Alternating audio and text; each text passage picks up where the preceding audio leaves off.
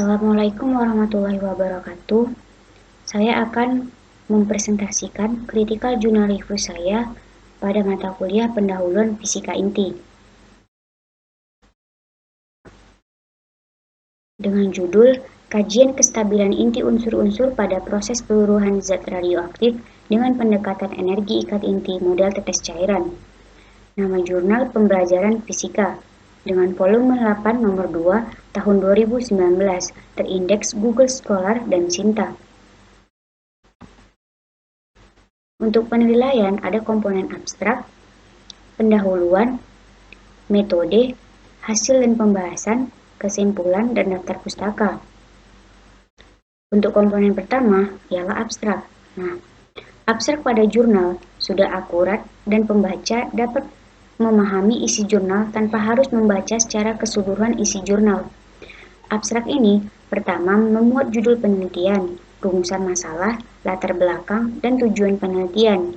Kedua, adanya metode penelitian, teknik analisis data, landasan teori, dan yang ketiga, memuat hasil atau kesimpulan yang diperoleh dari penelitian yang sudah dilakukan.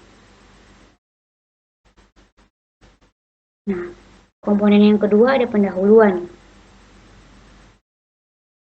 Pada beberapa jurnal maupun buku cetak tentang fisika inti, khususnya yang berkaitan dengan kestabilan inti pada proses peluruhan zat radioaktif, jarang sekali disinggung tentang energi pada proses peluruhannya. Namun, lebih sering membahas mengenai waktu paruh dan laju peluruhan. Misalnya, penelitian yang dilakukan oleh Ridwan pada tahun 2015 yang membahas masa sisa dan laju peluruhan pada deret radioaktif uranium. Energi pada proses peluruhan zat radioaktif jarang dan bahkan belum disinggung lebih dalam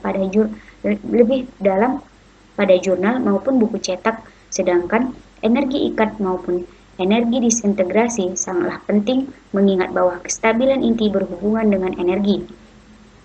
Penelitian-penelitian tersebut hanya sebatas mengkaji kestabilan inti dengan menggunakan energi ikat inti dan hanya melihat massa suatu inti saja, sehingga penelitian tersebut kurang spesifik dan perlu adanya model inti untuk menjelaskan energi-energi yang terdapat dalam inti secara spesifik dan model yang sesuai ialah model tetes cairan. Itulah alasan dari pembuatan judul pada jurnal. Tujuan dari penelitian ini adalah untuk menghitung energi ikat dan energi disintegrasi dengan pendekatan model tetes cairan. Kelebihan pada pendahuluan ialah banyaknya mengambil sumber teori yang berkaitan dengan judul yang ingin diteliti, seperti jarangnya jurnal atau buku cetak membahas mengenai energi pada materi kestabilan inti. Komponen kedua ialah metode. Penelitian ini merupakan penelitian modeling. Penelitian pemodel ini menggunakan variabel-variabel antara lain unsur radioaktif, deret uranium, energi ikat inti dan energi ikat pernukleon, energi disintegrasi, dan model tetes cairan. Langkah-langkahnya yang pertama, menyiapkan bahan pendukung penelitian stabilitas dan unsur-unsur dalam proses radioaktif. Kedua, mereview materi yang telah diperoleh sebelumnya. Ketiga, melakukan simulasi perhitungan.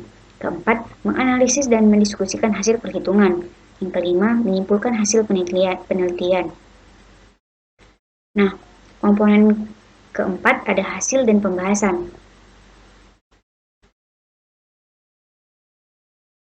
Terlihat pada jurnal yaitu gambarnya, tabel, serta grafiknya. Hasil perhitungan menunjukkan bahwa elemen uranium-238 memiliki energi ikat sebesar 1805,1 MeV dan memiliki energi ikat pernukleon sebesar 7584 MeV. Sedangkan anak nuklida yang dihasilkan pelumbul 206 memiliki energi ikat sebesar 1612 MeV dan memiliki energi ikat pernukleon sebesar 7000 MeV. Energi disintegrasi pada proses peluruhan deret uranium terjadi pada peluruhan alfa uranium-234 menjadi thorium-230, yaitu sebesar 5,1037 MeV. Sedangkan energi disintegrasi terjadi pada peluruhan beta pelumbul 210 menjadi Bi-210, yaitu sebesar min 0,2639 MeV. Hasil yang dipaparkan sesuai dengan judul dan mudah dimengerti karena data ditampilkan dalam bentuk tabel, gambar, dan grafik, serta data tersebut didapat menggunakan rumus fisika. Komponen selanjutnya ada kesimpulan. Nah, yang pertama, kesimpulannya, elemen uranium-238 memiliki energi ikat terbesar dan memiliki energi ikat pernukleon terkecil. Sedangkan anak nukleida yang dihasilkan, Lumbul-206, memiliki energi ikat terkecil dan memiliki energi ikat pernukleon terbesar, sehingga energi ikat yang dihasilkan memiliki grafik yang menurun, sedangkan energi ikat pernukleon memiliki grafik yang meningkat. Kedua, energi disintegrasi terbesar pada proses peluruhan deret uranium terjadi pada peluruhan alfa uranium-234 menjadi thorium-230, sedangkan energi disintegrasi terkecil terjadi pada peluruhan beta, Lumbul-210 menjadi Bi-210. Nah, kesimpulan artikel dan review sudah sesuai dengan tujuan artikel. Untuk daftar pustaka, konsistensi penulisan jumlah kutipan atau catatan kaki sama dengan jumlah daftar pustaka serta kebaharuan. Terima kasih.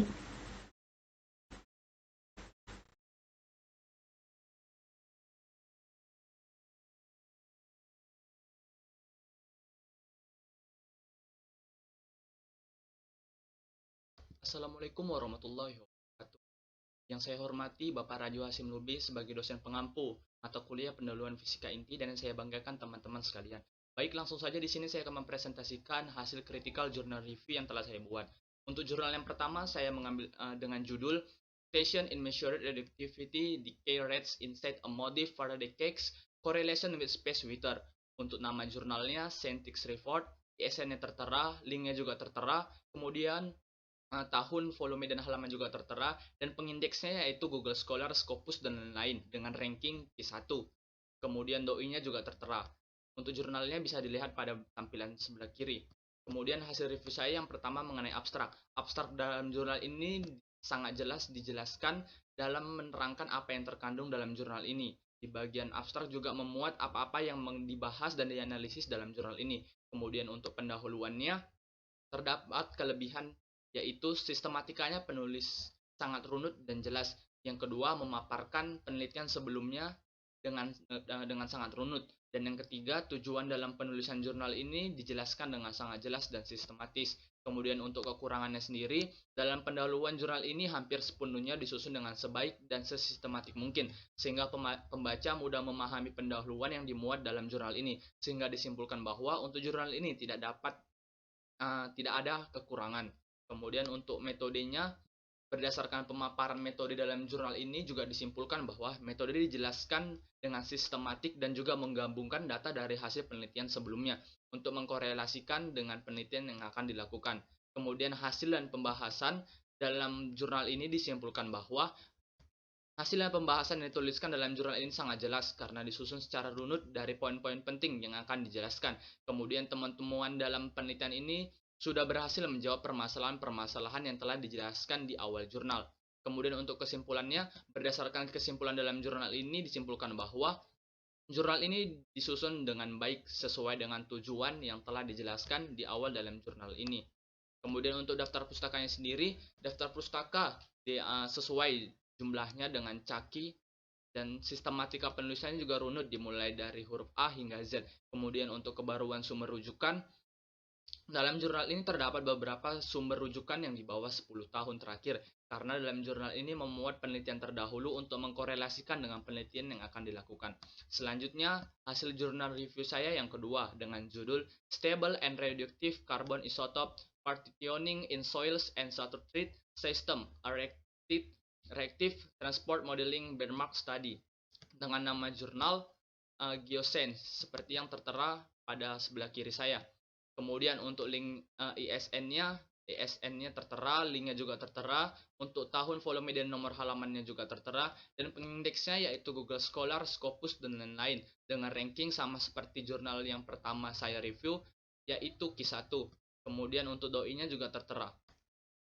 Dan hasil review saya mengenai abstrak ialah abstrak dalam jurnal ini sangat jelas dalam menerangkan apa yang terkandung dalam jurnal ini. Di bagian abstrak dijelaskan bahwa jurnal ini membahas mengenai serangkaian masalah yang berkembang dalam kompleksitas berdasarkan siklus karbon baik dalam bentuk organik maupun anorganik. Kemudian untuk pendahuluannya sendiri terdapat kelebihan. Yang pertama ialah sistematika penulisannya sangat runut dan jelas. Yang kedua, tujuan dalam penulisan jurnal ini dijelaskan dengan sangat jelas dan sistematik. Yang ketiga, masalah yang akan dibahas dalam jurnal ini juga dijelaskan hingga ke bagian-bagian yang terkecilnya. Kemudian kekurangan pendahuluannya ialah dalam pendahuluan ini hampir sepenuhnya disusun dengan sebaik dan sesistematik mungkin, sehingga pembaca mudah memahami pendahuluan yang dimuat dalam jurnal ini, sehingga saya menyimpulkan bahwa untuk jurnal ini tidak terdapat kekurangan. Kemudian untuk metodenya dijelaskan dijelaskan dengan sistematik dan juga sangat jelas. Dalam jurnal ini dijelaskan mengenai perangkat lunak yang digunakan dalam penelitian hingga konsentrasi bahan seperti HCO3 dan lain-lain yang digunakan dalam penelitian ini. Kemudian untuk hasil dan pembahasannya sendiri, jurnal ini sangat jelas karena disusun secara runut dari bagian-bagian penting yang akan dijelaskan. Kemudian hasil dalam jurnal ini juga dibuat dalam sebuah grafik, tabel, dan gambar sehingga pembaca sangat mudah untuk memahaminya. Kemudian untuk kesimpulan yang dibuat dalam jurnal ini juga disusun dengan baik sesuai dengan tujuan yang telah dijelaskan dari awal jurnal ini. Kemudian untuk daftar pustakanya sendiri dituliskan sesuai dengan jumlah catatan kaki dan sistematika penulisannya juga sudah runut dimulai dari huruf A hingga Z. Kemudian untuk kebaruan sumber rujukan dalam jurnal ini juga membandingkan dengan hasil penelitian terdahulu sehingga terdapat beberapa sumber rujukan yang di bawah 10 tahun terakhir. Baik, mungkin itu saja hasil dari critical journal review saya. Kurang lebihnya saya mohon maaf. Wassalamualaikum warahmatullahi wabarakatuh.